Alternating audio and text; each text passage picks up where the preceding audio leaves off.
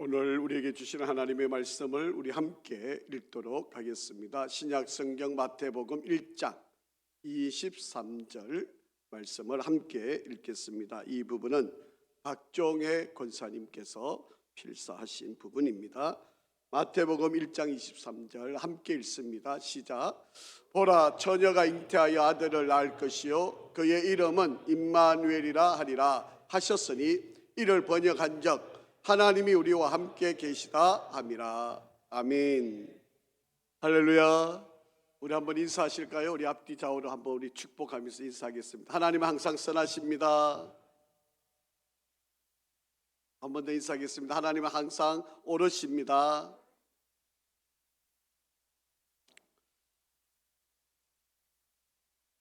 (2022년도) 또 한 해를 믿음으로 잘 달려오시고 또 이렇게 은혜 가운데 또 한 해를 마무리해가고 준비하는 모든 성도 여러분들에게 하나님의 크신 은혜가 함께하기를, 또 하나님의 선하심과 도우심이 함께하기를 진심으로 축복합니다. 오늘은 대림절, 우리가 대림절 세 번째 주일이고요, 또 전 세계 교회가 지키는 성서주일로 지키고 있습니다. 우리나라에서는 1973년도부터 매년 120여 개의 언어, 그리고 240여 개의 나라, 그리고 약 600만 부의 성경을 제작해서 보급을 하고 있습니다.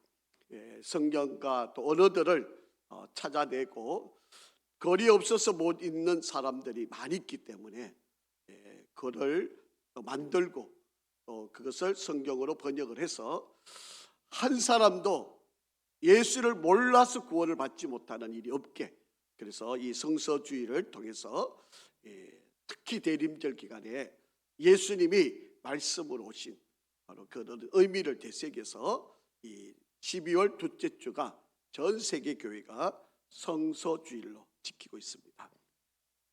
한국 교회가 또 이 성경을 번역해서 또 성경을 전하는 일에 아주 최선을 다하고 있는 그런 한국 교회이기 때문에 일들이 잘 계속해서 지속되도록 기도 많이 해주시기를 부탁을 드립니다.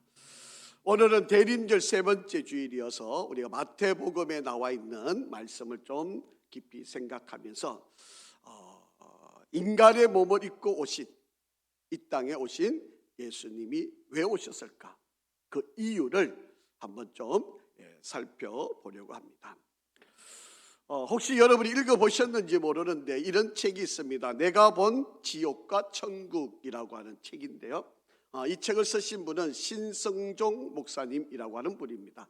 이분은 원래 신학자이신데 나중에 목회를 하시고 또 선교지에 가셨던 분입니다. 사실은 신학자이기 때문에 사실 이런 책을 낸다고 하는 것이 좀 의아스럽고 믿기지 않는 그런 분임에도 불구하고 이 신성종 교수님이시기도 하고 목사님이신 이분이 워낙 본인이 확고하게 체험했던 신비로운 사건을 경험을 했기 때문에 이것을 책으로 옮겨놓은, 이건 학문적인 책이 아니고요, 자기가 그냥 신비로운 일을 경험한, 그래서 천국과 지옥을 8일 동안 매일 똑같은 꿈을 꿔가면서 천국이 어떤 것이고 지옥이 어떤 것인가를 본인이 경험했던 바로 그런 내용들을 기록을 한 책입니다. 근데 본인이 이제 꿈을 꾸면서 천국을 이렇게 가보니까 천국의 제일 좋은 자리, 가장 좋은 자리에 누가 있었는가 하면 베드로와 바울과 12 제자들이 바로 그곳에 있더라는 거죠. 그리고 그 다음에 좋은 자리에 누가 있었느냐 하면 이 세상에서 가장 전도를 많이 한 사람, 열심히 부지런히 전도를 많이 하고 선교를 많이 한 사람, 이런 사람이 12 제자들과 바울이 있던 그 다음에 좋은 자리에 있었다라고 하는 거죠. 그래서 이분이 이제 나이가 지극히 많이 들으시고, 물론 은퇴도 하셨고 지금도 훨씬 80이 넘으신 분임에도 불구하고 이분이 그 환상을 보고 난 뒤에 도저히 견딜 수가 없어가지고 인도라고 하는 곳에 선교사로 나가시게 된 겁니다. 본인이 경험한 이야기들을 이제 기록한 책이니까 이게 옳다 나쁘다, 이게 뭐 사실이다 아니다 이렇게 말하기는 참 어려운 부분이긴 한데 참 도전이 되는 그런 분입니다. 근데 이분이 이제 뭐 신학자이기도 하시고 목사님이시기도 하시니까 뭐 책을 많이 쓰셨는데 아주 재밌는 책도 하나 쓰신 게 있는데 이분이 목회 유머집이라고 하는 책을 쓰셨습니다.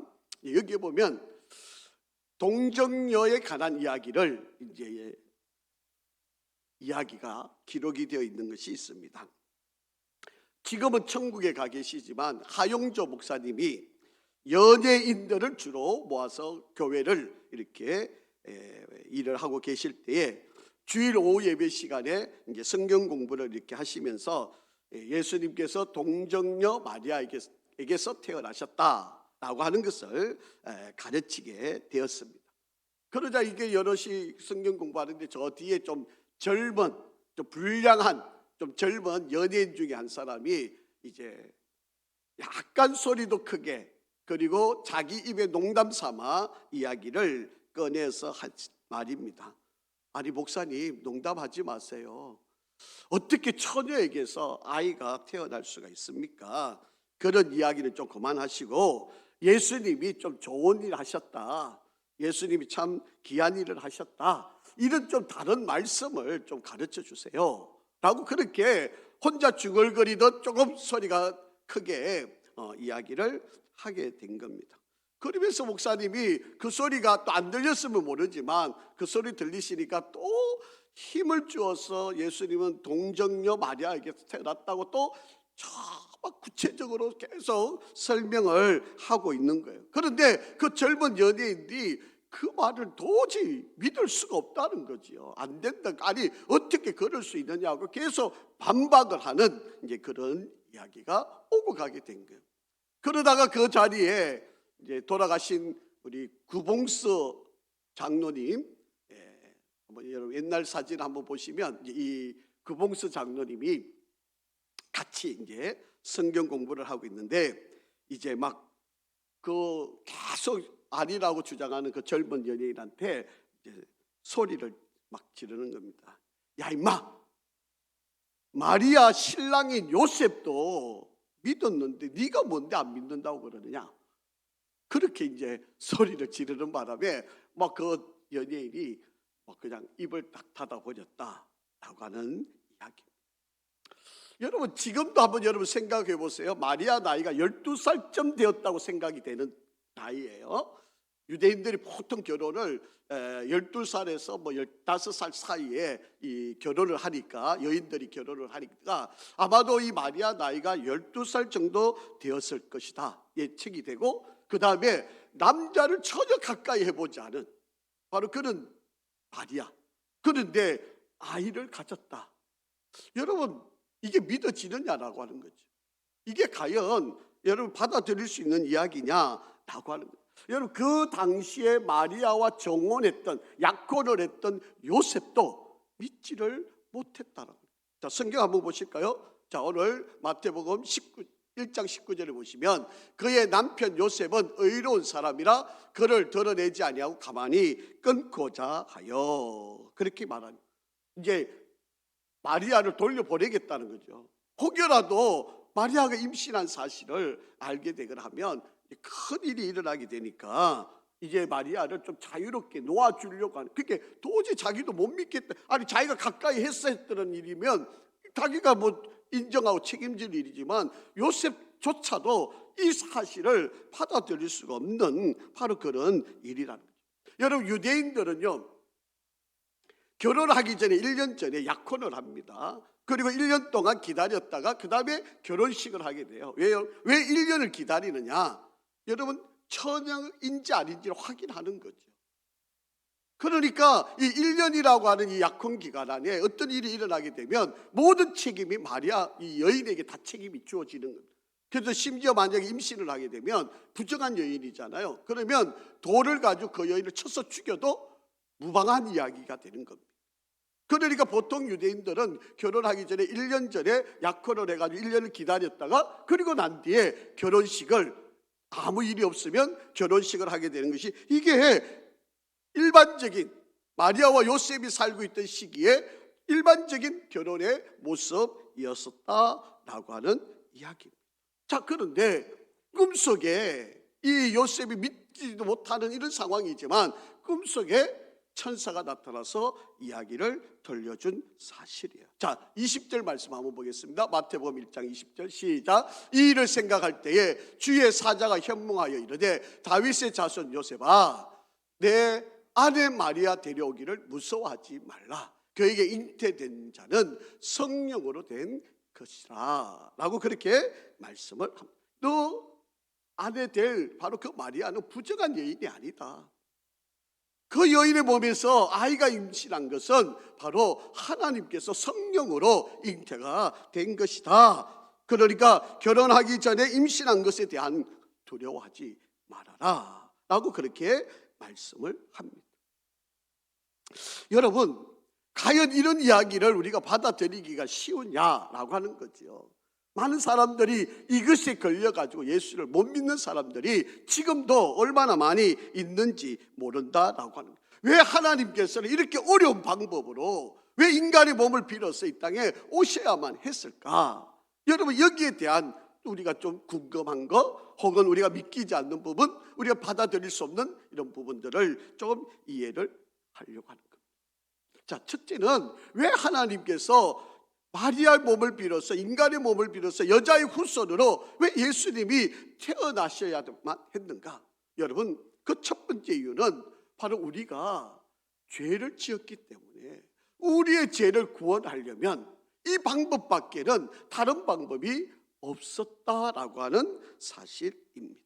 자, 21절 오늘 마태복음 1장 21절 한번 읽어봅니다. 시작. 아들을 낳으리니 이름을 뭐라? 예수라 하라. 이는 그가 자기 백성을 그들의 죄에서 구원할 자이심이라 하니라. 그렇게 말씀합니다. 자, 여러분, 예수라고 아이를 낳게 하시고 그 이름을 예수라고 짓고 그 이름의 뜻인 예수라고 하는 이름의 뜻은 자기 백성을 저들의 죄에서 구원할 자.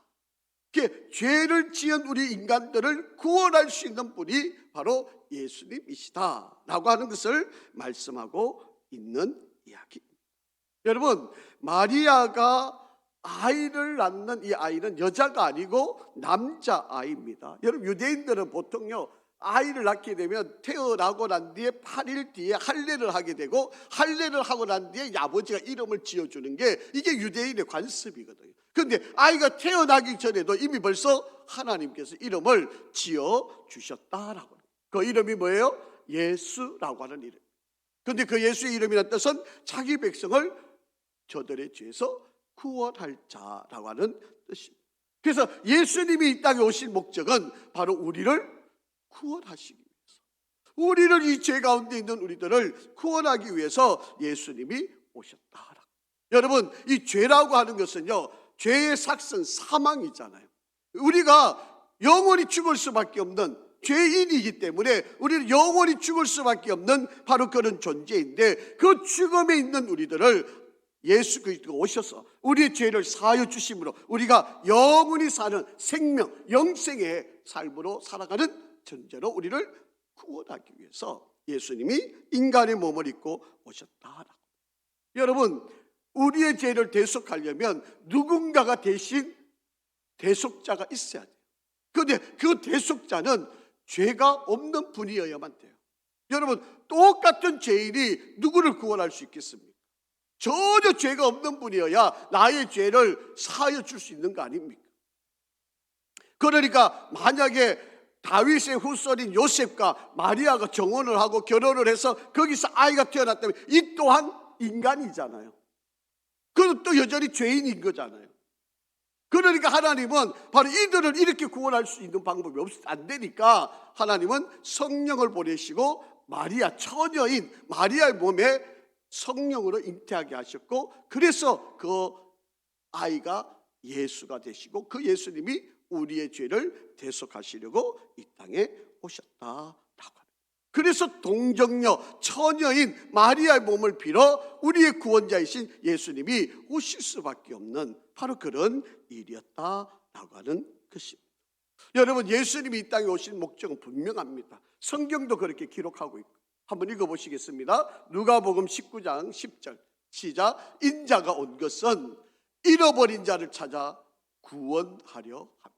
예수님이 오신 목적 분명합니다. 우리 죄인, 영원히 죽을 수밖에 없는 죄인들을 구원하기 위해서 이 땅에 오신 거예요. 여러분 마가복음 10장 45절에도 이렇게 말씀하고 있죠. 한번 읽습니다. 시작. 인자가 온 것은 섬김을 받으려 함이 아니라 도리어 섬기려 하고 자기 목숨을 많은 사람의 대속물로 주려 합니다. 자기를 희생해서 우리를 구원하기 위해서 예수님이 이 땅에 오신 목적이라는 거예요. 예수님이 이 땅에 오신 목적은 죄 없는 인간으로 오셔야 하기 때문에, 그래서 성령으로 처녀인 마리아의 몸에 인간의 몸을 입고 이 땅에 오실 수밖에 없었다라고 하는 이야기입니다. 여러분, 저와 여러분이 이 죄의 문제를 해결하지 않으면 평생을 살아도 행복하거나 기쁘거나 감사하거나 자유로운 인생을 살아갈 수가 없다라고 합니다. 여러분, 우리 인간의 근본의 문제는 이 죄의 문제예요. 그래서 이 죄의 문제를 해결해야만 한다라고 합니다. 여러분, 죄 있는 인생은요 늘 불안합니다. 여러분, 죄 있는 인생은 자유를 누리지 못합니다. 시기심이 끊임없이 마음에서 조장이 되고 믿음이 없게 하고 평안을 빼앗아가고 만족을 누리지 못하게 하고 결국은 죽음에 이르게 하는 바로 그것이 이 죄다라고 하는 거예요. 여러분, 인류의 역사의 모든 일들의 근원이 뭐 겉으로 드러나는 것만이 아니라 그것의 근본적인 문제는 죄의 문제를 해결하지 못한 것 때문에 지금까지 이 모든 일들이 이루어져 왔다라고 하는 것입니다. 여러분, 이 죄의 문제만 해결하면 가정과 개인과 우리의 모든 인류의 평화와 기쁨과 감사가 충만한 인생을 살게 된다. 그래서 영원히 지옥으로 갈 수밖에 없는 그 죄인들을 구원하시기 위해서 죄 없는 몸으로 오셔야 되니까, 우리를 구원하러 오셔야 되니까 인간의 몸을 빌릴 수밖에 없으셨다라고 하는 이야기입니다. 자, 그래서 요한복음 11장 25절 26절 말씀에 보면 이런 말씀이 있는 거예요. 같이 한번 읽습니다.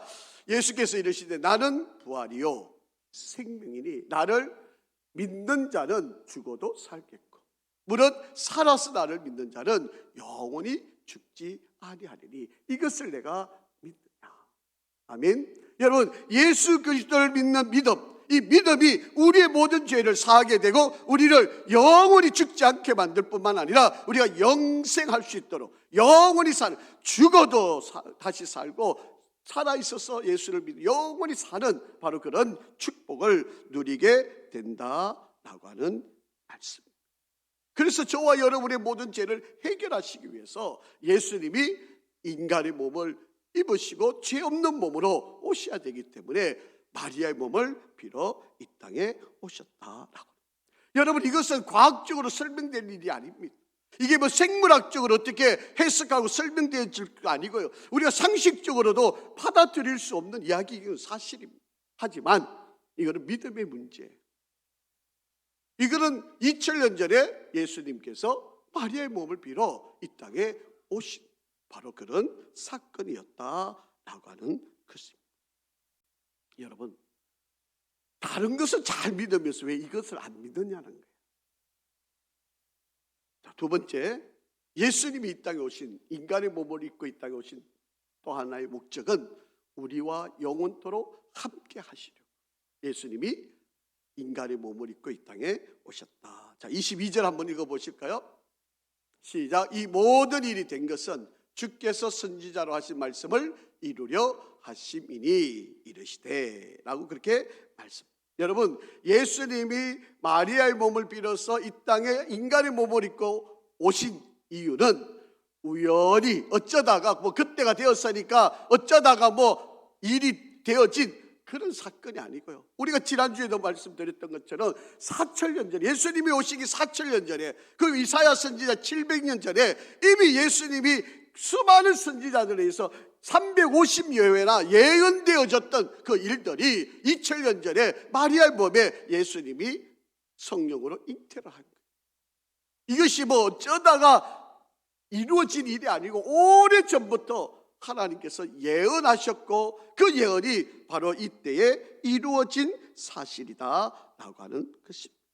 여러분, 유대인들은요 구약의 말씀을 읽기 때문에 이 성경 말씀을 잘 알고 있는 사람들입니다.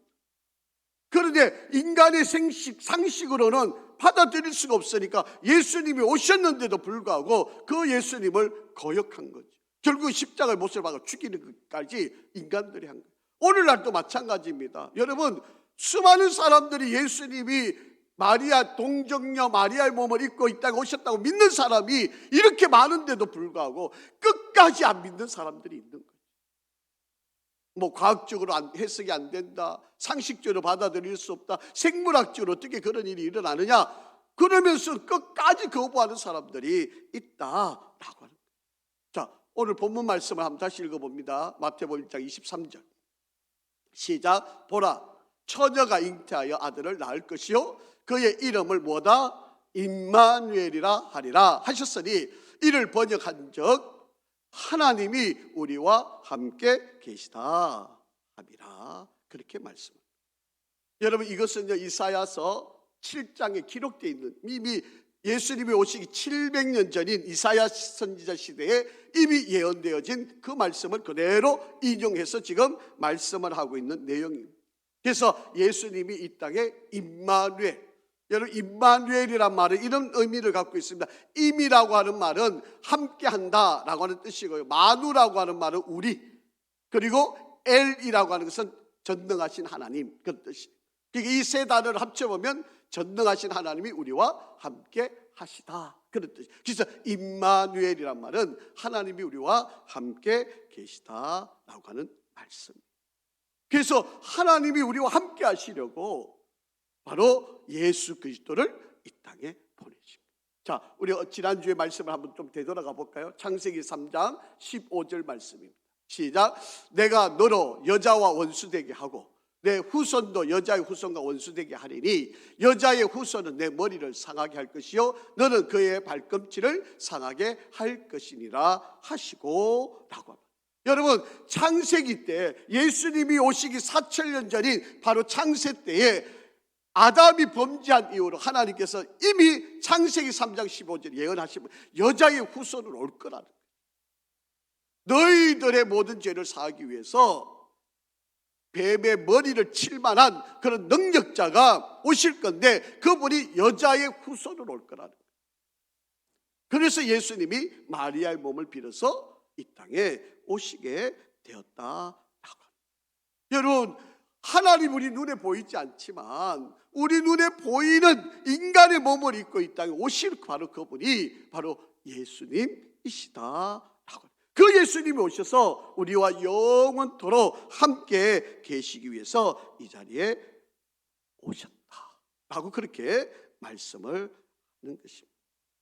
여러분, 이 세상에 살아가는 저와 여러분 가운데 우리가 아무리 좋은 것을 가지고 있어도요, 시간이 지나면 다 떠나게 되어 있습니다.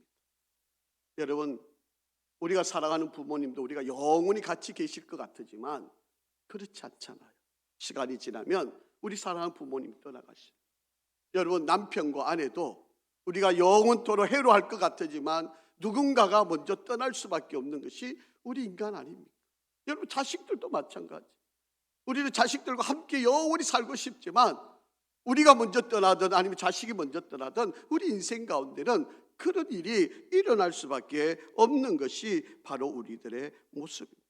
여러분, 친구들 관계도 좋은 친구였어도 여러분, 뭔가 일이 좀 잘 안 되고 뭐가 꼬이고 이러다가 아무리 좋은 관계여도 서로 비틀어지고 관계가 깨어지고 그리고 헤어지는 이런 일들이 우리 인생사에 다반사로 일어나고 있는 것 아닙니까? 그것 때문에 우리가 너무 힘들고 어렵고 고통스럽고 괴로운 것이 솔직한 우리 아닙니까? 그런데 우리와 함께 항상 영원히 우리를 떠나지 않으시기 위해서 우리에게 찾아오신 분이 계신데 바로 그분이 임마누엘 예수님이시라는 거예요. 여러분, 세상의 모든 사람은 내 곁을 다 떠나갈지라도 영원토록 나와 끝까지 함께 해주시기 위해서 이 땅에 찾아오신 분이 있는데 바로 그분이 임마누엘 예수 그리스도이시다. 이 사실을 믿으시기를 바랍니다. 그래서 우리는 때로는 사람들에 의해서 슬픔도 당하고 배신도 당해서 절망도 느끼고 정말 우리가 괴롭기도 하고 아프기도 하고 너무 힘든 그런 시간을 가질 수밖에 없는 것이 우리이지만, 그러나 절대로 변하지 않으십니다. 절대로 배반하지 않으십니다. 절대로 우리 곁을 떠나지 않으시겠다고 약속하신 분이 계신데, 바로 그분이 예수님. 자, 마태복음 28장 20절 말씀 한번 읽어봅니다. 시작. 내가 너희에게 분부한 모든 것을 가르쳐 지키게 하리라. 볼지어다 내가 세상 끝날까지 누구와? 너희와 항상 함께 있으리라 하시니라. 자, 여기에 너희라고 하는 이 단어에다가 자기 이름을 한번 넣어서 읽어보시죠. 너희라는 단어, 볼지어다부터 한번 읽어볼게요. 시작. 볼지어다 내가 세상 끝날까지 신건이리와 항상 함께 있으리라 하시리라. 아멘. 여러분, 우리 하나님이 나와 함께 하시려고, 영원토록 나와 함께 하시려고, 세상의 모든 이들은 내 곁을 떠나갈 수 있지만 우리 주님은 여러분과 끝까지 영원토록 함께 하시기 위해서 이 땅에 오신 분. 그래서 예수님이 이 땅에 찾아오셨다라고 합니다. 임마누엘, 그 하나님은요, 이 땅에 슬픔을 당하고 애통하고 울고 가난하고 병들고 희망이 없고 위로를 원하고 고독 가운데 있고 절망하는 바로 그들과 함께 하시려고 예수님이 이 땅에 오셨다. 때로는 실패하고 병든 자와 함께 하시려고 예수님이 이 땅에 오셨습니다. 어떤 이들은 죽음의 수렁에서 벗어나지 못해서 고독 가운데 헤매이고 있는 바로 그들에게 영원토록 그들과 함께 하시려고 예수님이 함께 오셨다. 지금도 우리 주님, 이 임마누엘의 하나님이 저의 마음들을, 우리의 마음들을 어루만져 주시고 위로해 주시고 격려해 주시고 사랑해 주시고 계심을 믿으시기를 바랍니다. 그래서 예수님이 인간의 몸을 입고 오실 수밖에 없었다. 자, 세 번째, 예수님이 인간의 몸을 입고 이 땅에 오실 수밖에 없는 또 하나의 이유는 우리를 자녀를 삼기 위해서예요. 저와 여러분을 구원하실 수 있는 것뿐만 아니라 우리를 하나님의 자녀로 삼으시려고 우리에게 찾아오셨다라고 하는 것입니다. 자, 요한복음 한번 읽어보실까요? 요한복음 3장 16절 시작. 하나님이 세상을 이처럼 사랑하사 독생자를 주셨으니 이는 그를 믿는 자마다 멸망하지 않고 영생을 얻게 하려 하심이라. 아멘. 여러분, 지금도 동정녀 마리아 몸에서 예수님이 탄생하셨다는 것을 믿지 못하는 사람들이 얼마나 많이 있는지 모릅니다. 여러분, 하나님의 말씀에 너무 인색한 바로 그런 사람들이 많이 있습니다. 그런데 여러분, 그런 사람들이요, 요새 가짜 뉴스가 많잖아요. 저도 이제 가끔 유튜브를 이렇게 보게 되는데, 유튜브에 보면 여러분, 뭐 이거는 이제 그냥 코요태 가운데 신지하고 김종민이가 뭐 결혼했다, 뭐 아이를 낳았다, 뭐 이런 기사가 종종 뜨더라고요. 전혀 사실이 아닌 이야기, 모르지, 이제 뭐 남녀 관계를 우리가 모를 이야기니까. 뭐 신지가 뭐 20억을 빚을 졌는데 김종민이가 다 갚아줬다든지, 뭐 이러고 우선 보면 댓글이 뭐 쭉 달려 있어요. 이런 거를 그렇게 잘 믿어요.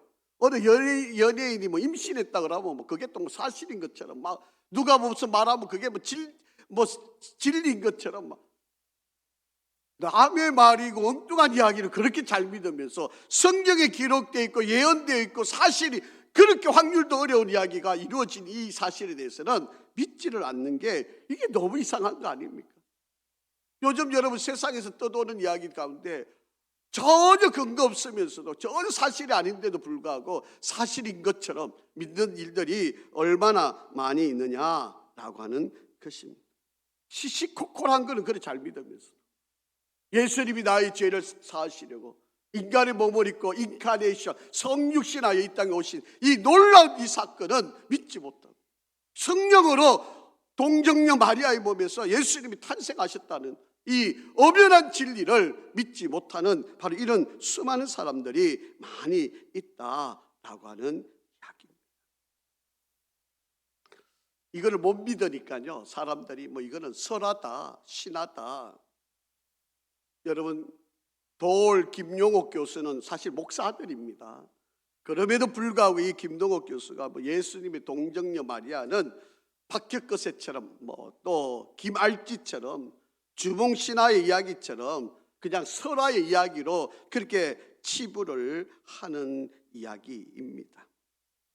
여러분, 이런 과학적인 바로 그런 이야기, 여러분 부처가 어머니 옆구리에서 나왔다, 이런 것도 다 잘 믿는다고 그래요.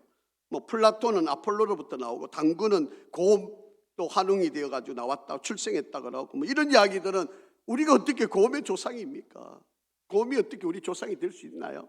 그런데도 이런 말은 또 다 믿고 또 이런 말은 또 사실이라고 그렇게 이야기를 하는 거예요. 또 어떤 사람은 또 이렇게까지 이야기를 해요.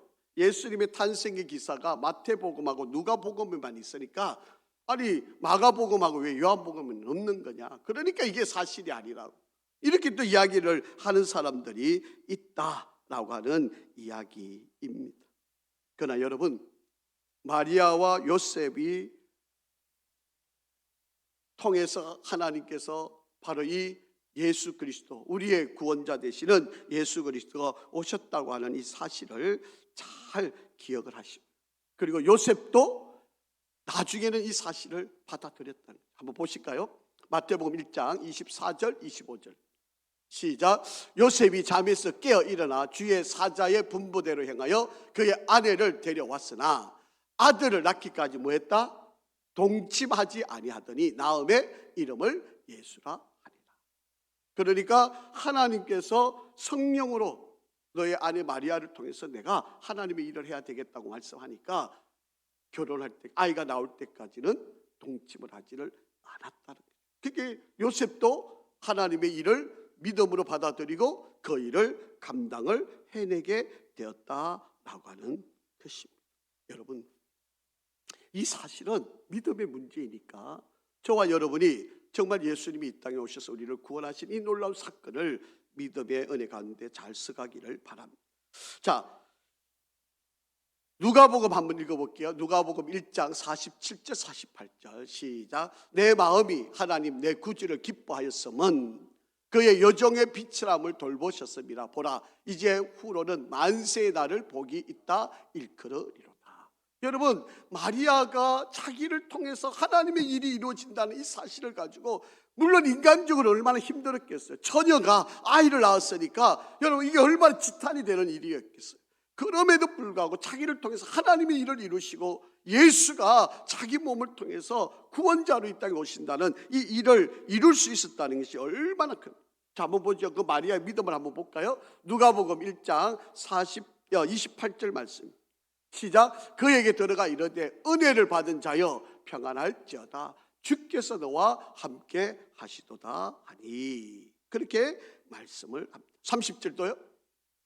천사가 이르되 마리아여 무서워하지 말라, 네가 하나님께 은혜를 입었느니라, 그렇게 말씀을 합니다. 그래서 마리아에게 하나님의 은혜가 임해서 바로 이 놀랍고 무서운 일을 이 마리아가 감당할 수 있었다라고 하는 이야기입니다. 여러분, 이게 지식으로 될 일이 아니에요. 이게 은혜가 아니면 이걸 받아들일 수가 없는 거예요. 여러분, 사실 과학적으로나 지식적으로, 생물학적으로는, 상식적으로 도저히 받아들일 수 없는 이야기.